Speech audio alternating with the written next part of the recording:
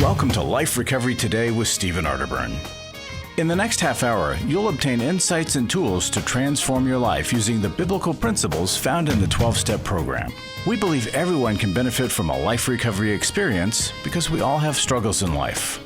Struggles with addictions, food, depression, anxiety, and relationships, to name a few. You'll be encouraged to see how others have found a new way of life with hope for the future through life recovery. Your host is Steve Arterburn, founder of New Life Ministries and Women of Faith, author of over 100 books, and teaching pastor at Northview Church in Carmel, Indiana, one of the 20 largest churches in America. Steve is the co-editor of the Life Recovery Bible, the #1 selling recovery Bible. With over 3 million copies sold, this is the Bible given to inmates by Prison Fellowship and the Pew Bible for the Salvation Army. Now here's Steve. Hi there, Steve Arterburn here, and welcome to Life Recovery Today. Amanda Anderson is my guest today. You're going to hear some great teaching from her, and it's all about control. You know, giving up control may be very, very difficult for us. Did I say may? It seems like it's always difficult for us. When you hear the word codependency, you know what we think it means. It's all, kind of you're dependent on the person that's dependent on something else. But co can also stand for control.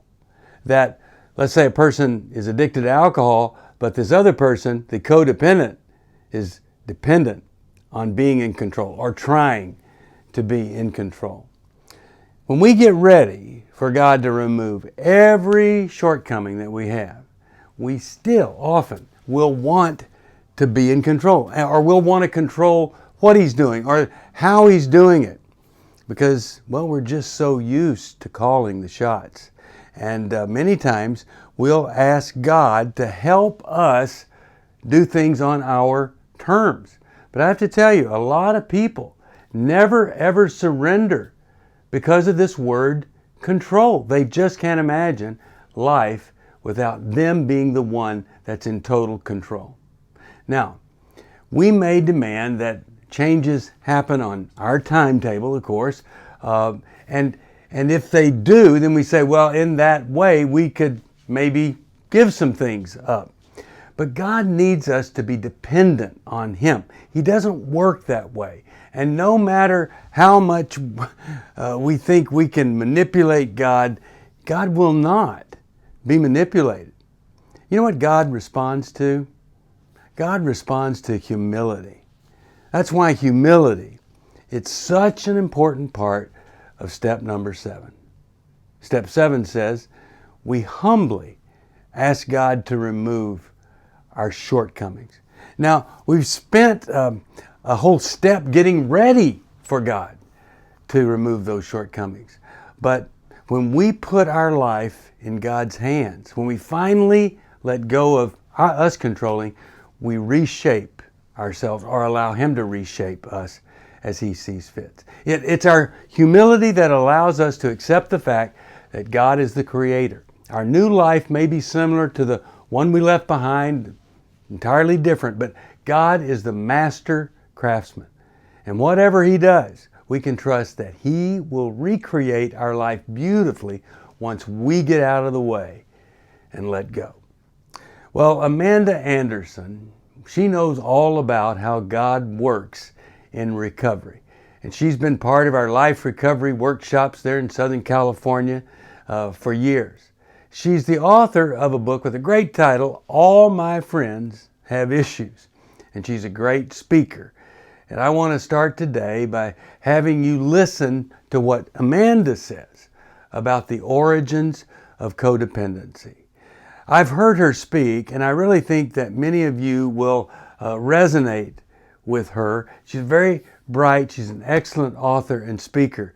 And her perspective is all from the perspective of codependency. That has been her struggle. And I've watched her as she has dealt with this, and I'll tell you, she knows how to not be codependent. So let's take a few minutes and let's listen to her insights on the topic of codependency. And then we'll come back and I'll have further comments about Amanda and her material on codependency. Hi, I'm Amanda Anderson. I'm an author and a speaker at New Life Recovery conferences. And today I want to talk to you a little bit about codependency and the origins of codependency. Codependency is a relational dysfunction, a compulsive behavior that makes us attracted to people who are typically not able to offer us the intimacy and the emotional connection that we're looking for. Codependents tend to rescue and save in order to make themselves essential in relationships. So I'm drawn as a codependent to men and women who are needy and can validate my sense of needing to be a helper and a saver. And what's common for all codependents typically is a background that we can define as creating codependency in our early relationships. If you study the 12 steps of Codependence Anonymous, they will talk about we're trying to overcome emotional losses from our childhoods. So here's a checklist for you to think about if you think you may be struggling with codependency. Were any of these things present in my childhood or my family of origin? Most of us who struggle with codependency had a family of origin in which addictions or emotional or mental illness existed. So someone in the family was a draw for all of our fixing and was a more needy person, which set the family out of balance. This can even occur in a family where there's a single parent home where that parent needs more from the child than we would say is a healthy balance in a family. Most codependents were parentified as a child. They were asked to take on adult responsibilities as a child, to take on physical or financial or emotional responsibilities that really weren't theirs to take. Codependents often also had no witness to good boundaries. Their family didn't have good boundaries, or they were in a family where they were not allowed to have their own boundaries. So they might have been involved in emotional or physical abuse. And if I'm not allowed to have boundaries as a child, then I will go into life feeling bad when I set boundaries, which is a huge part of codependency. Codependents are also in their childhoods asked to tolerate something intolerable. This is a form of gaslighting. When something is happening in the family and the codependent is saying, this doesn't feel healthy, safe, or right to me, and the family is pushing back and saying, no, this is fine. This is totally okay. This is normal. This is healthy. And so what ends up happening to people raised in this kind of environment is they develop a mistrust of their instincts, their God-given instincts that could protect them. So if I have a parent who's emotionally abusive or extremely emotionally needy, and I sense in that isn't healthy, but another parent or authority figure in my life says, no, this is totally okay. Your parent is fine. What's happening to you is totally fine. Then you start to mistrust later in life when people are taking advantage of and abusing you. So that becomes normal and healthy. So what does this childhood bring us to as we grow up? Well, it gives us what we jokingly call in Codependence Anonymous a bad picker. You are drawn to needy, opportunistic, or immature people. They may not even be aware that they're drawing you into a codependent relationship, but it will feel normal to you. You will be attracted to people who need you desperately to rescue and save them, to help them with their trauma and drama, and that will feel normal to you until suddenly it doesn't. We start as rescuers and saviors, but we become controllers and manipulators. And it can get very ugly in a codependent relationship because instead of being able to have good boundaries and walk out of situations, we stay in those toxic situations in order to control and manipulate a person to try to make them be healthy. So here's a guideline for you to think about this. And I really encourage you, if you recognize yourself in any of these things, to find a Codependence Anonymous support group. Because on the other side of the 12 steps, you can find these essential intimate relationships that you're looking for. But here's a guideline to just close with today. Health says, I will judge from your behavior whether or not you are safe for me to be in a relationship with. Codependency says, I will try to change your behavior in order to make you safe to be with. We want you to be in safe relationships and be able to trust your God-given instincts. And if you're struggling, we're here for you with resources at New Life, and we hope that you will find the support that you need to recover from codependency. Are you going through your struggles alone? Do you want someone to talk to help you through your pain? Do you feel like a failure when you relapse again, telling yourself, next time will be different? Don't walk this path alone anymore. Join a life recovery group today and be a person that your friends and family can be proud of. God created us to be in community, and we believe everyone can benefit from a life recovery experience. There are life recovery groups all over the country, and if there isn't one in your area, we can help you start one. Life Recovery brings recovery to you, right where you are. You'll take a journey with others to find healing and freedom. Whether you're looking to join a group or start one, New Life Ministries is here for you. Call us at 1-800-NEW-LIFE or visit liferecoverytoday.net.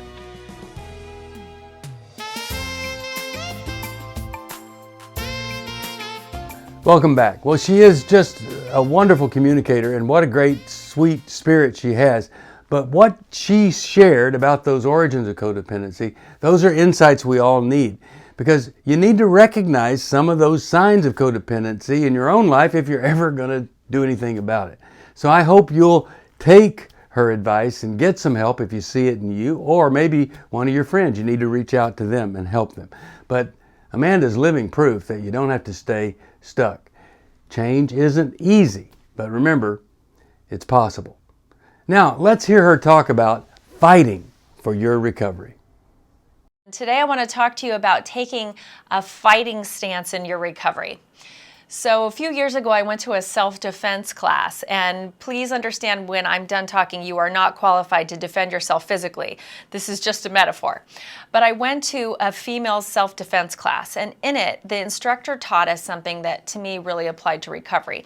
What she said was, when a woman is attacked by a man and he is trying to grab her and pull her away, the instinct that most of us have is to pull this, just use our upper body strength to say, let me go, to resist just this way. And she said, basically, anatomically speaking, you are never going to have enough upper body strength to escape a full-grown man. So instead of pulling away, let me go, which is a passive victim stance, instead what you need to do is plant your feet and close the gap between you and your attacker. If they grab your arm, you run at them and break that connection on your arm, and then you run away. You never pull away, you close the distance between your attacker and yourself.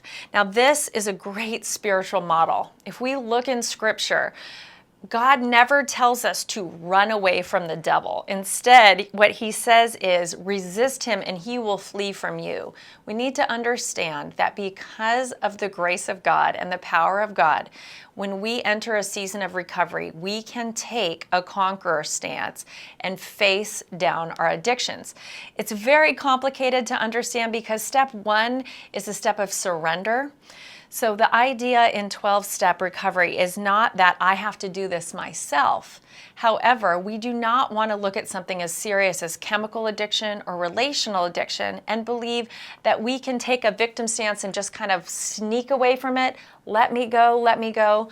We have to plant our feet and name our addiction. We have to name the thing that has made our life feel unmanageable, and we have to be willing to take a fight stance against that. God gave us this inner free will, that rebel spirit, and we need to channel the rebel spirit that brought us to addiction and point it at our addiction. I will not be controlled by drugs and alcohol. I will not be controlled by pornography. I will not be controlled by relational addictions or abusive relationships. I am taking a stand against it. So 12-step is, we talk in 12-step about we wish we could find an easier, softer way, but we could not.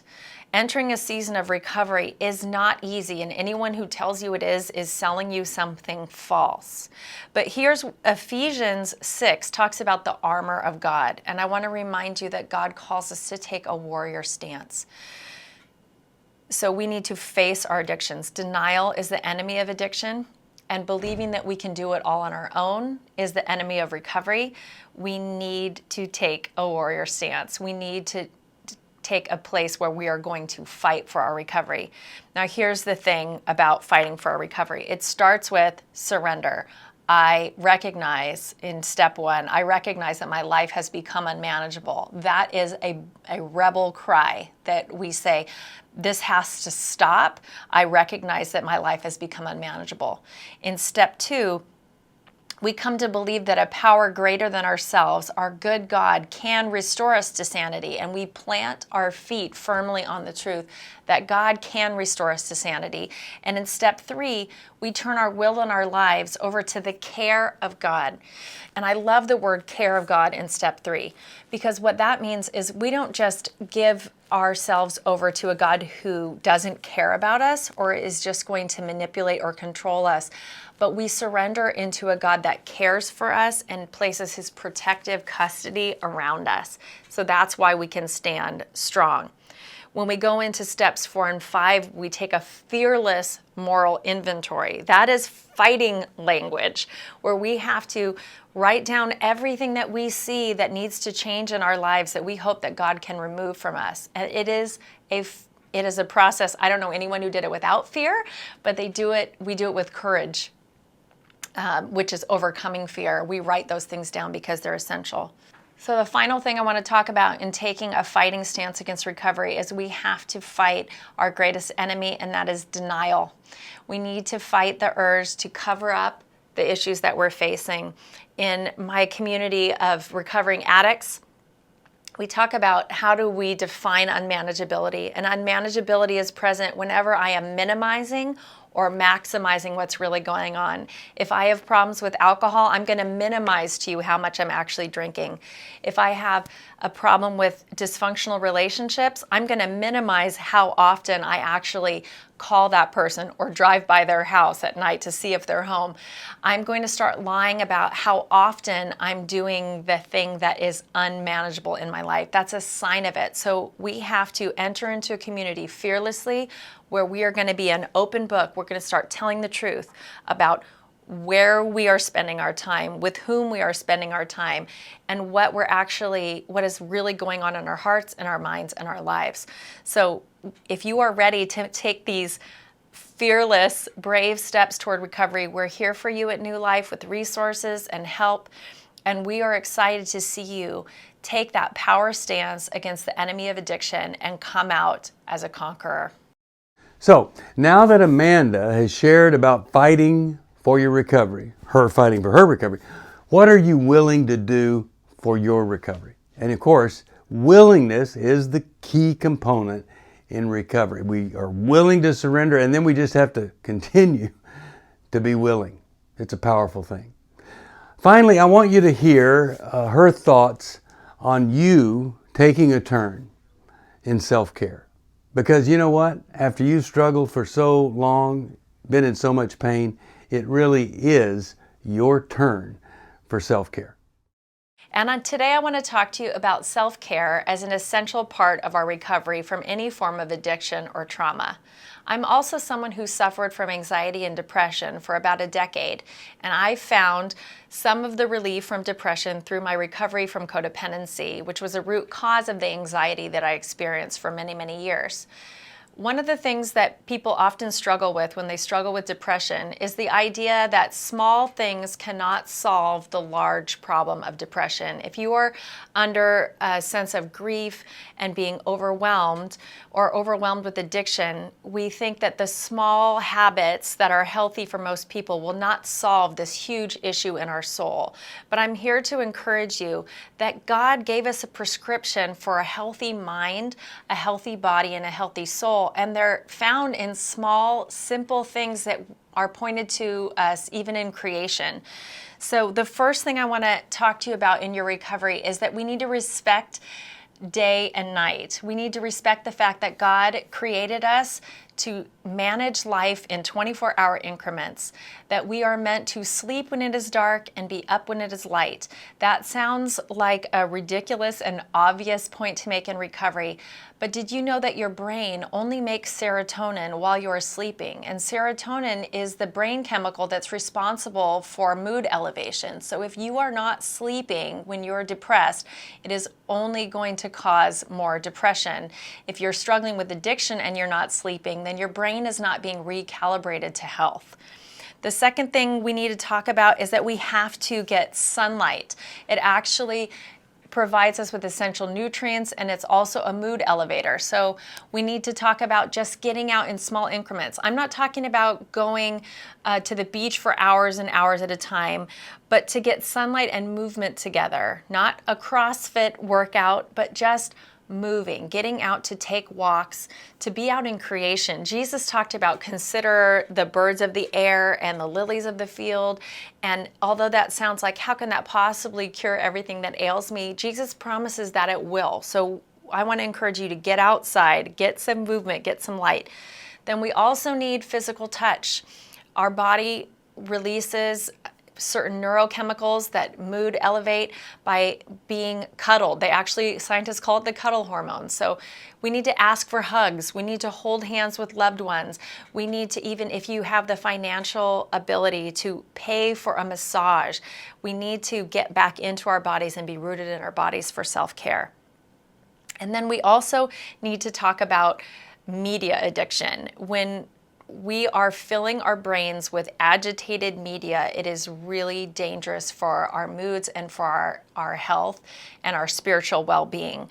We live in a culture that is called the outrage culture. We are actually addicted to media that makes us feel angry and anxious. And so we need to limit time on social media. We need to limit time in front of the news. We need to limit our time that we watch crime dramas or anything that's actually designed to raise our cortisol levels and our stress. We need to care for ourselves by taking in less negative input.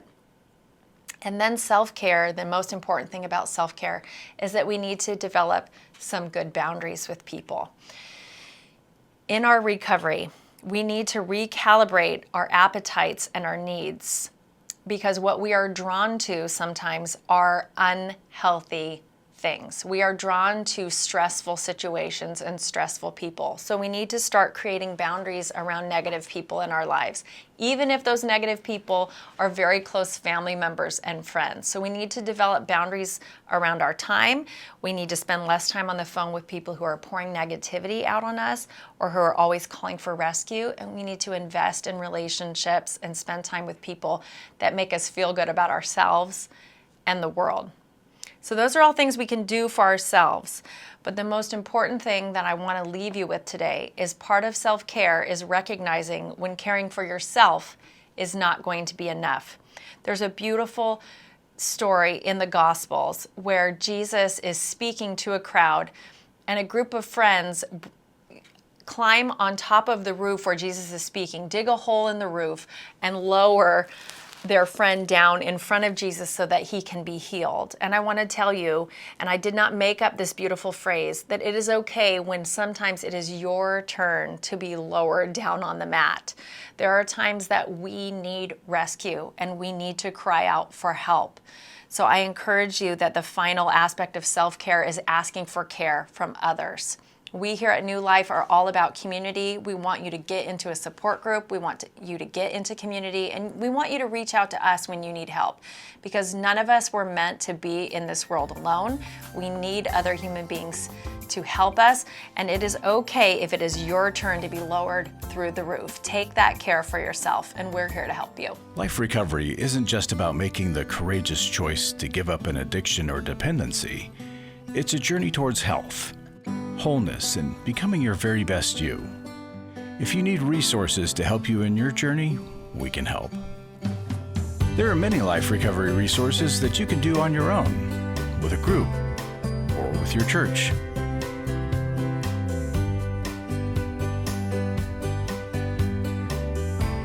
We have Bibles, workbooks, and devotionals that you can use to work your recovery right where you are.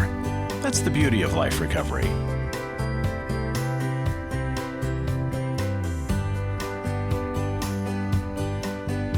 To learn more or to get the Life Recovery Bible or any other life recovery resource, visit liferecoverytoday.net or call us at 1-800-NEW-LIFE. 1-800-NEW-LIFE.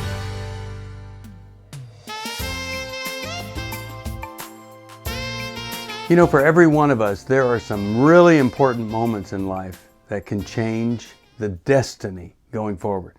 These are often times when it's not that we did some big thing, but what we did was we confronted just how powerless we have proved ourselves to be over events, dependencies, habits, addictions.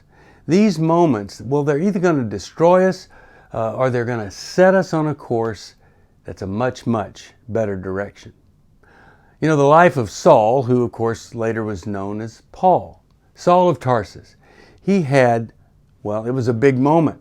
After Jesus ascended into heaven, Saul took it upon himself to rid the world of all these Christians.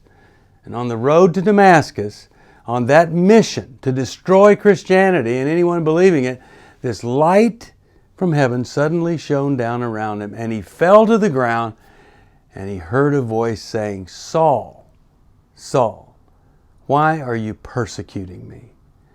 Well, Saul was confronted with the fact that his life wasn't as perfect as he quite thought, because he was trying to follow all those rules that really will get you nowhere.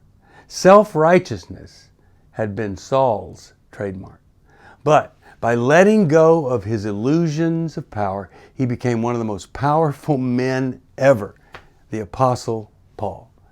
If we become willing, we will be led into recovery and into a whole new way of life. And that way of life, well, you never know where it's going to lead. But you have this confidence. Once you've dealt with some of these issues that have been with you since childhood, some of these losses that you've had to grapple since early life, you come to understand, I'm going to be okay with the help of God and with the help of people around me. Now, if you're watching this and you're alone and isolated, you need people, you need a group. The least you could do is be on one of our virtual life recovery groups. And you can find out all about that by calling 1-800-NEW-LIFE or going to newlife.com. But God does not want you to be saddled with shame, to be paralyzed with fear, to be obsessed with anger. God wants you to be free. It's God's recovery, and it's your recovery when you cooperate with the God of recovery. Thanks for joining me for Life Recovery Today. If you need some help, 1-800-NEW-LIFE. And don't forget, if you don't have one of these Life Recovery Bibles, it could change everything. God's truth is right here. Thanks for joining us for Life Recovery Today with Stephen Arterburn. We hope this program has helped you integrate God's truth and wisdom into your recovery journey. This program is brought to you by New Life Ministries, and it's your support that keeps this program on the air. When you contact us for any reason, be sure to let us know that you watch on NRB. Call us at 1-800-NEW-LIFE or go to liferecoverytoday.net. Please join us again next week for more Life Recovery Today.